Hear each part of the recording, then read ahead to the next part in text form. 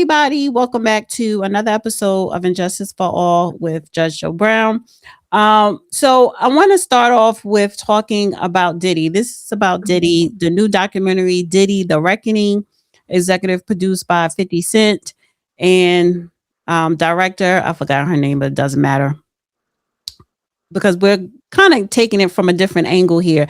I watched the four-part series. You didn't watch it. You have no plans on watching it, and that's fine because this conversation, I want you to speak to the dark side of the entertainment industry. The documentary was very well put together. It didn't talk too much about this, the recent sex trafficking case that he was found guilty of.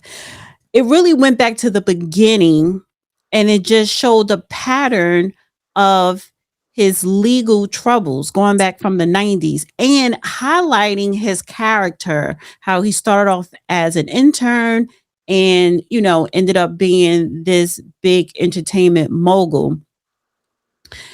A couple of keywords that people use to characterize him in this documentary: devious, manipulative, calculating, right?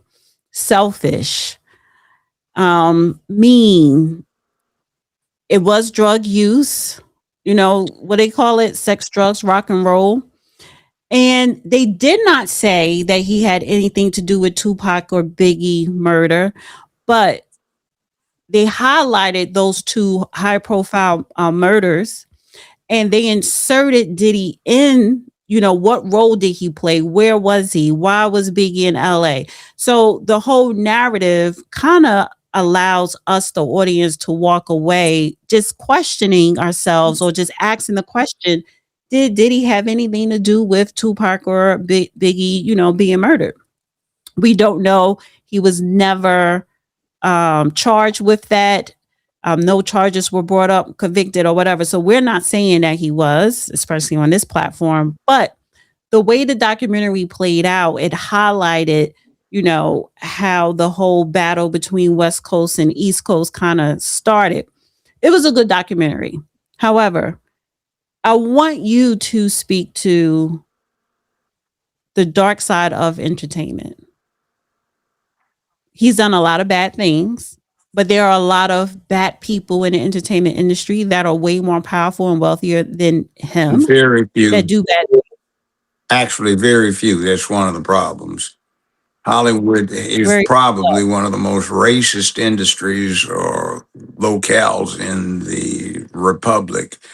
And it just despises, detests, and hates somebody who is not mainstream being a mogul.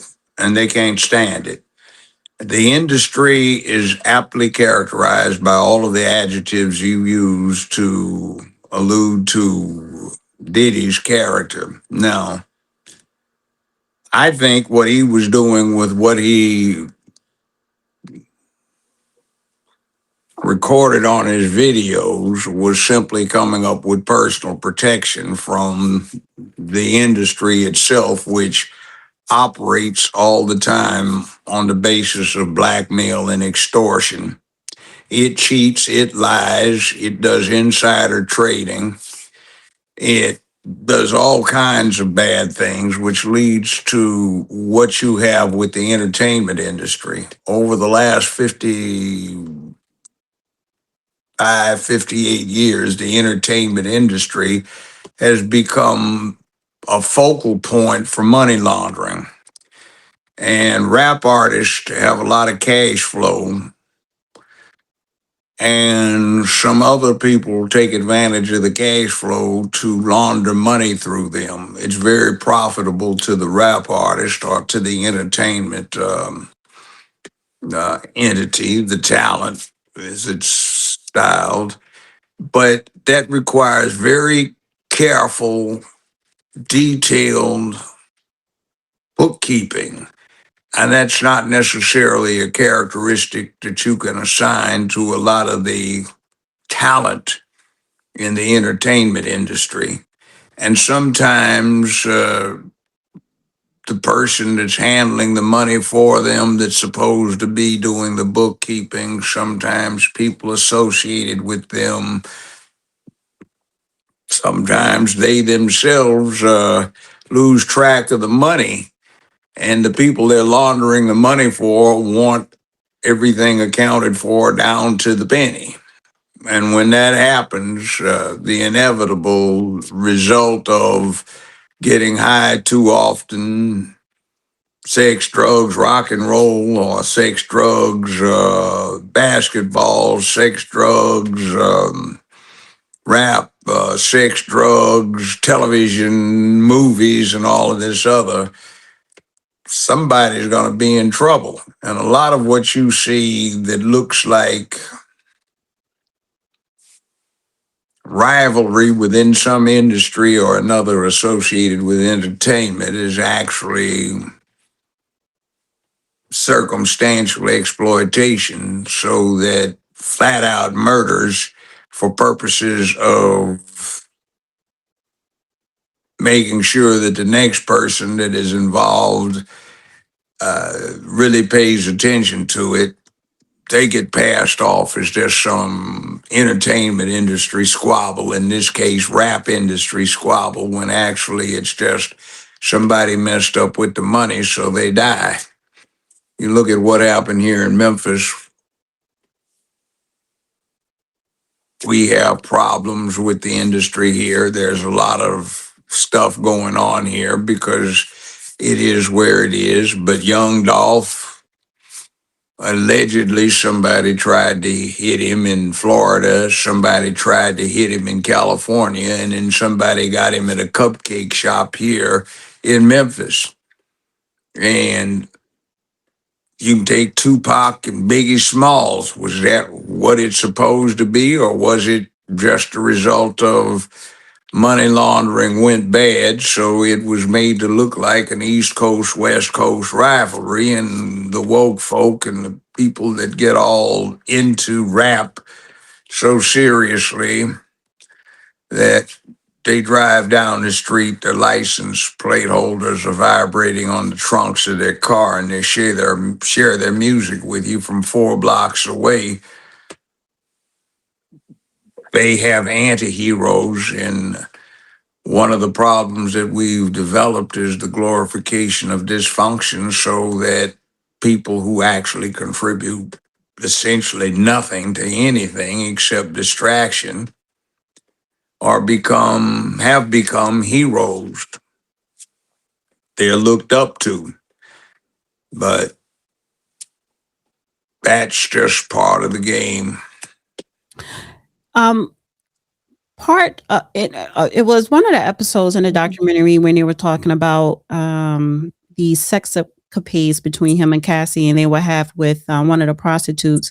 And one of the prostitutes was in the documentary, and he was talking. He was saying how every session he had with them, they would ask for him to ejaculate in a cup, and they would keep a cup of his sperm. This went on for about a year. He was like, I didn't know what they was doing. And then after a while, it just got weird. And I asked them about it, and then after that, they stopped asking me. But he found out that, you know, Diddy and I guess Cassie was drinking his sperm afterwards and putting it on their body. Now, I say all this to say, I bring that up to ask the question, selling your soul, like Hollywood rituals that people allude to. Is that a real thing? Like these rituals people do? Hollywood has been freak central for almost a century.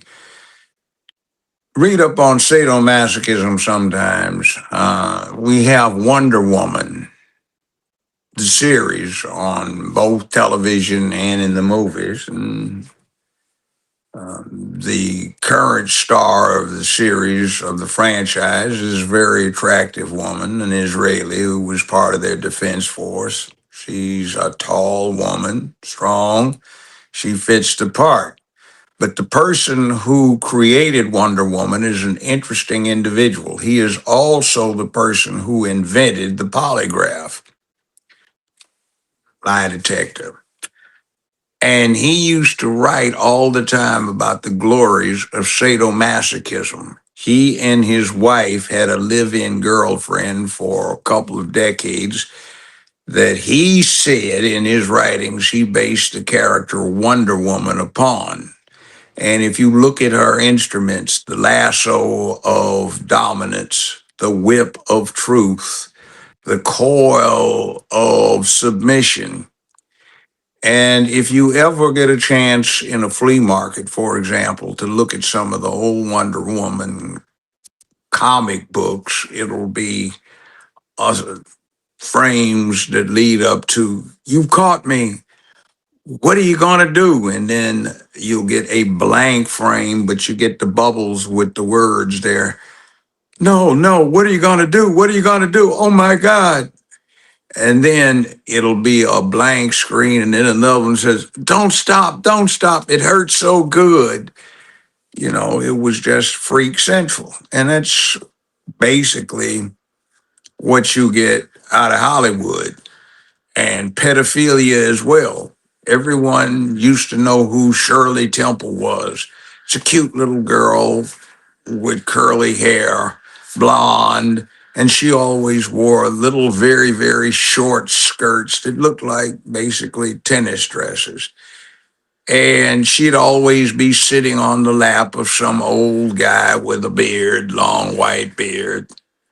And the agency she was represented by was known as, guess what?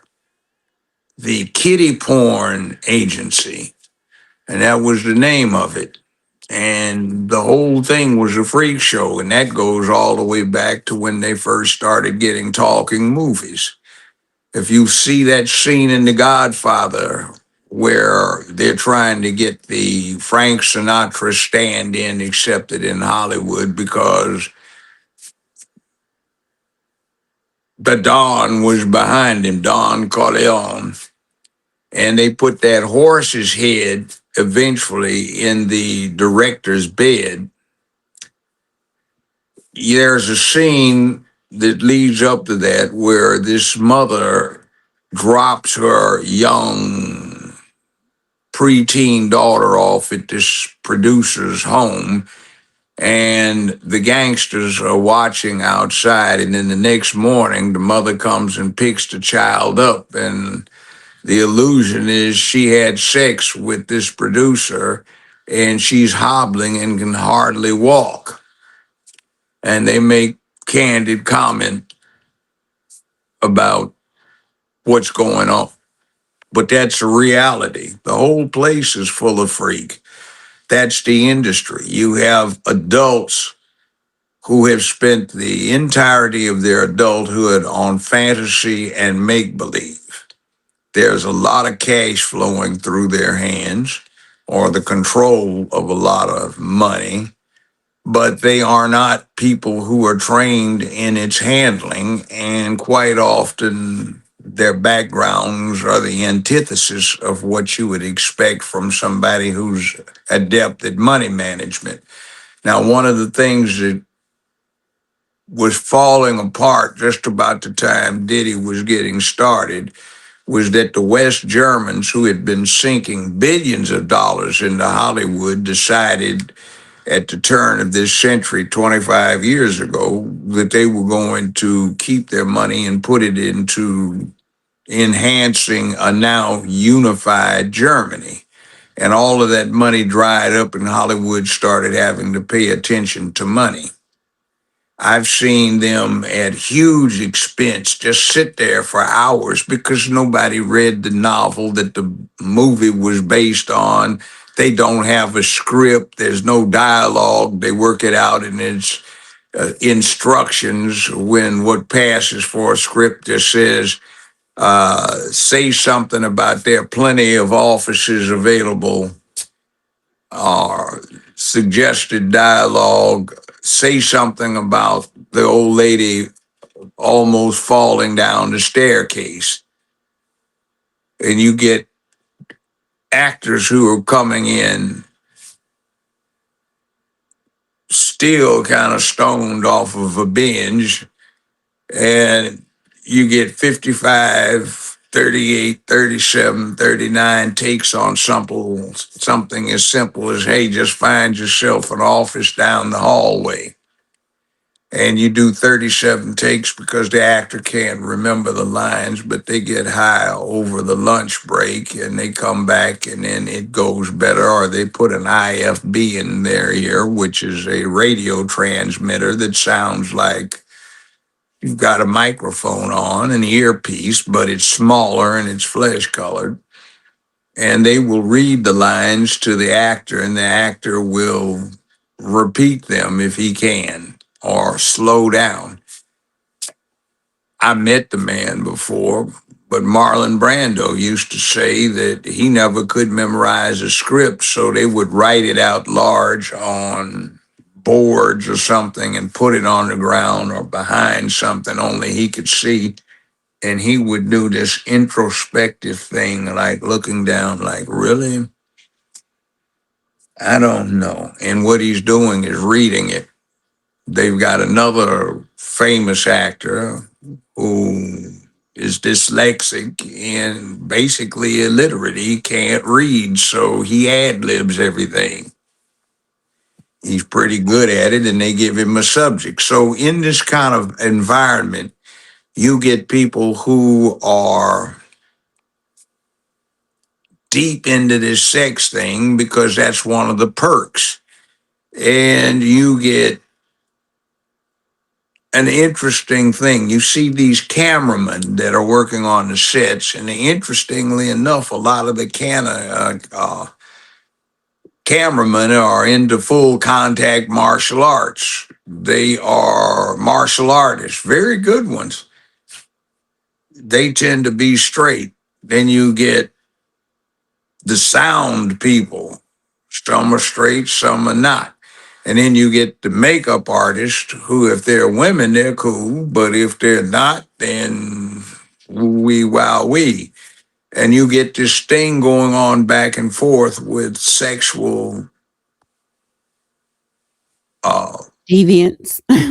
well, I won't say that within their industry, sexual, what are you going to, little groupings, and they battle on the set.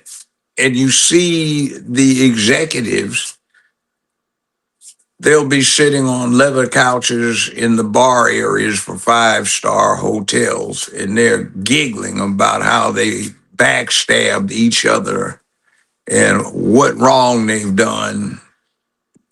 Any place else in America, they'd have broken kneecaps, broken arms, or turn up the victim of a tragic car accident. But in Hollywood, it's just what you get. And you walk into a meeting and there's the CEO and then the assistant director of this, that, and the other. And then when you've read this history, the guy that's the CEO used to work for the one that's now his subordinate. And you look at resumes and people got fired 41 times. They get hired for the 42nd position 2 weeks later and they're making more money. So it's kind of crazy the way it is. And a lot of them were roommates. You have this situation where, wait a minute, you were his roommate, and then somebody's saying he used to do this, but he didn't anymore. And in fact, you had Rick James on my show one time with that musician that lost the instrument, the guitar. Right. And Rick said, I don't know if they had it on the clip you played, but in the show and when we recorded it, he said, I told you I don't play that anymore, you know. And it is what it is within the industry. And it started getting really freak when they had this AIDS epidemic about 30 some years ago, 35 years ago.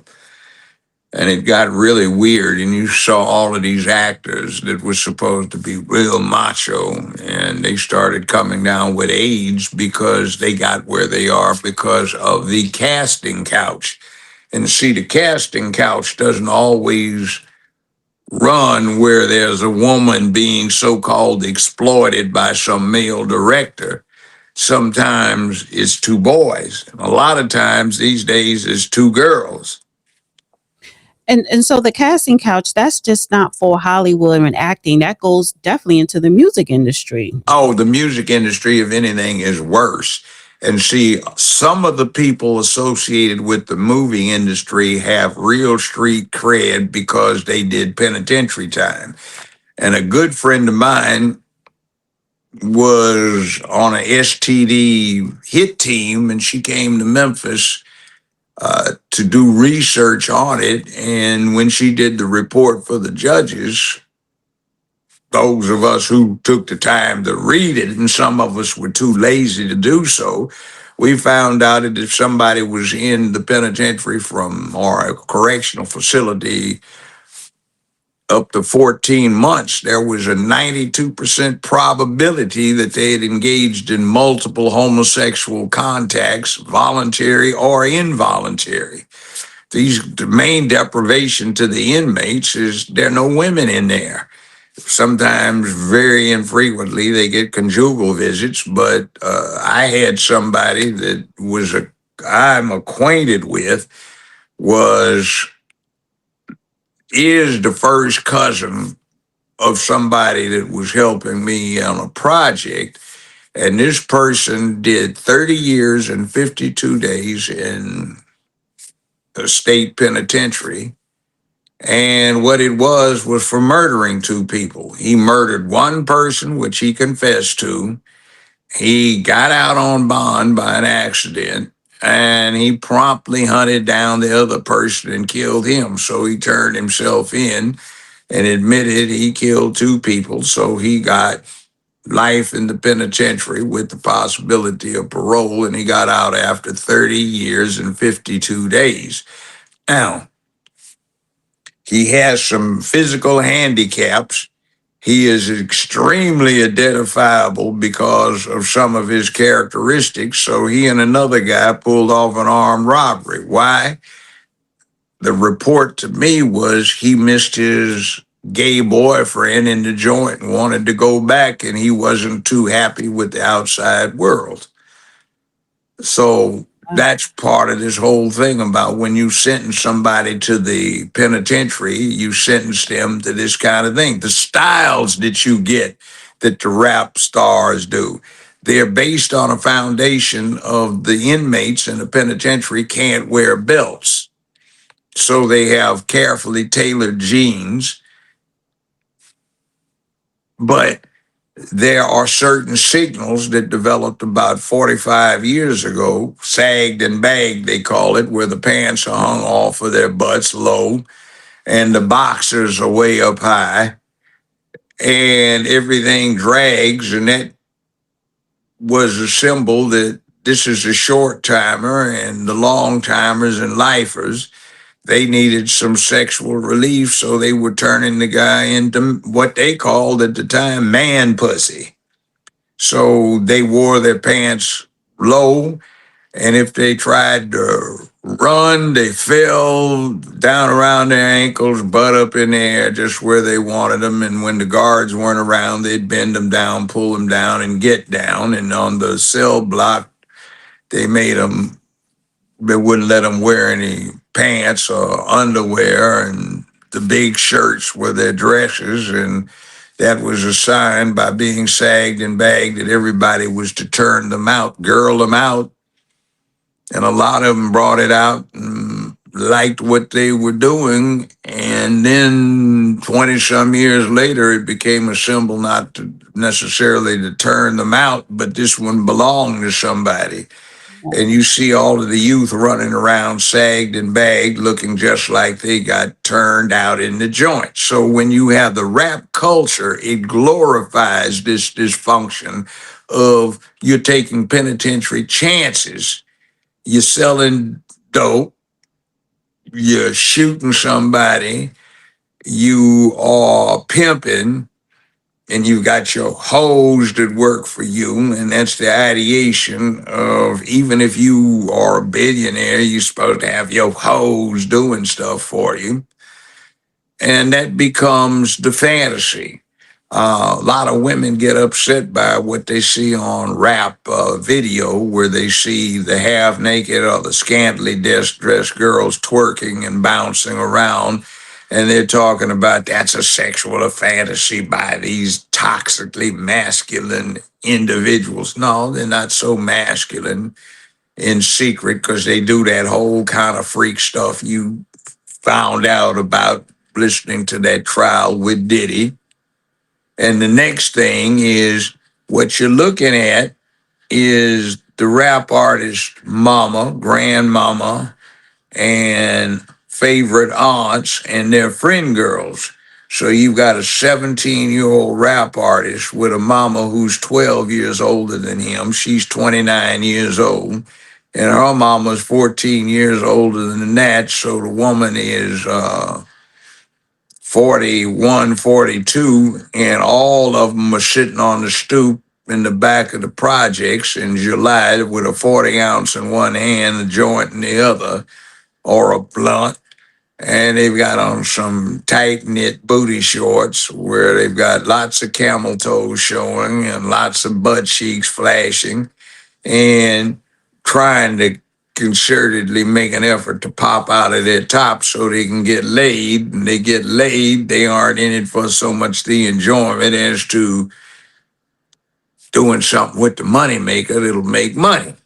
Well, And then they have the rent man, and then they've got the meat man who brings by the meat. They've got the person who brings by the jeans and the other stuff, and they hustle. And if you were in their apartment in the projects or the public housing complex on the 1st and the 15th, you'd hear conversations where, look, you better hurry up and get you some. This little piece of change you've been giving mama ain't gonna let you stay up in here wilding around all night long.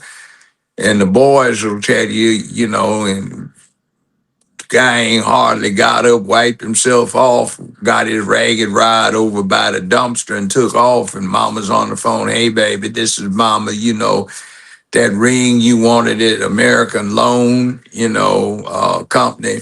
You come by here and give mama some good loving and we go shopping tomorrow. So you see mama turning tricks and making tricks.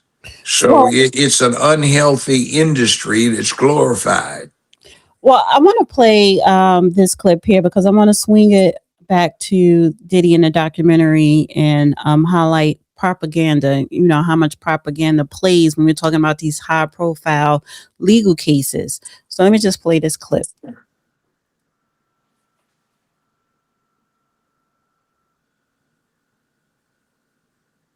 This is going to play.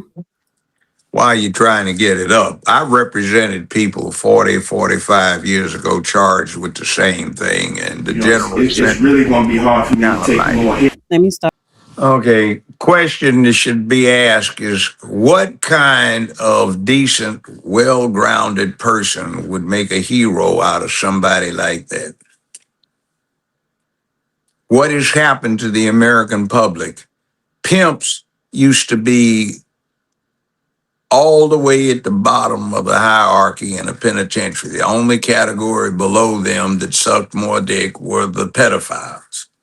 So pimps were second to the pedophiles in how much dick they sucked and how many times they got busted in the behind. Now, people glorify pimp your ride, man. It's about pimping, man. And you see this guy who, with his freak, they drink somebody else's cum. Like, what kind of person is that for you to look at and say, oh, that's a hero? You got to be kind of freaky yourself. Right. And by the way, see, what they did was they got him and they blew it all out of proportion because they wanted to discredit him. I sincerely think that what this was all about is Diddy was trying to protect himself by getting some blackmail information on some of the political people some of the other industry people, some of the money people, and also befriend some of them and see who was on board with his little particular part of the cult. Now, that's what happens in politics today. On the far left, you get these people that do this 7B thing, unbuilt, drop breeches, drop boxes, bend over, spread cheeks, get boy banged. Right. And they become initiated. So they're part of this group now, but they also, in the process, put a skeleton in a closet that they don't want to come out. So it's their entry, their dues payment, and also their weakness. So the whole industry holds itself together by this method.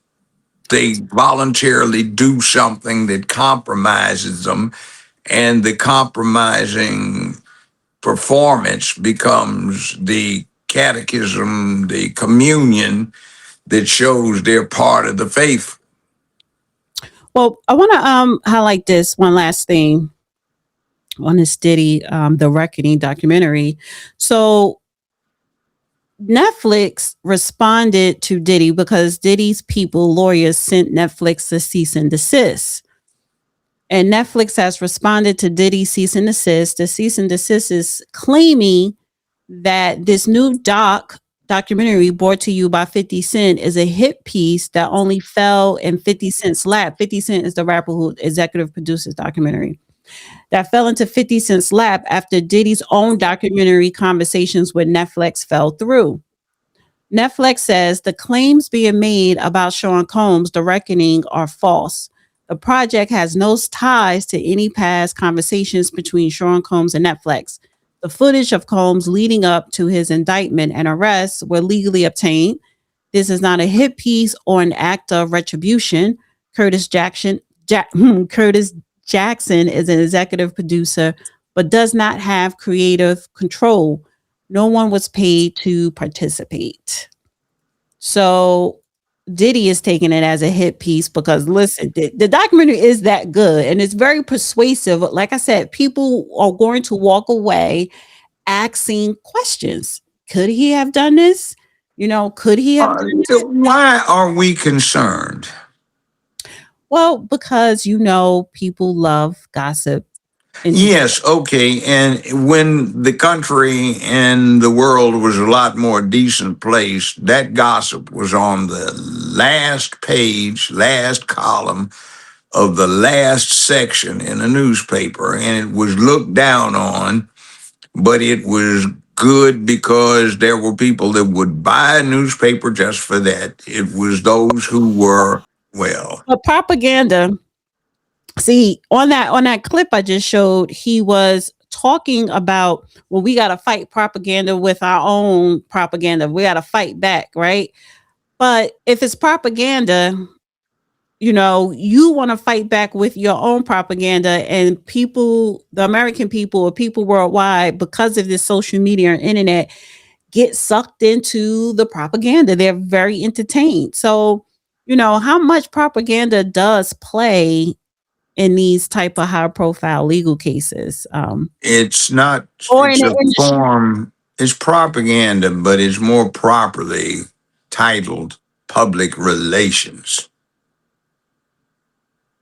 In Okay. other words, it builds up a receptivity, a fandom for perverts, people who are not good people, people of low character, people who come across in one fashion, but when you actually encounter them are something entirely different.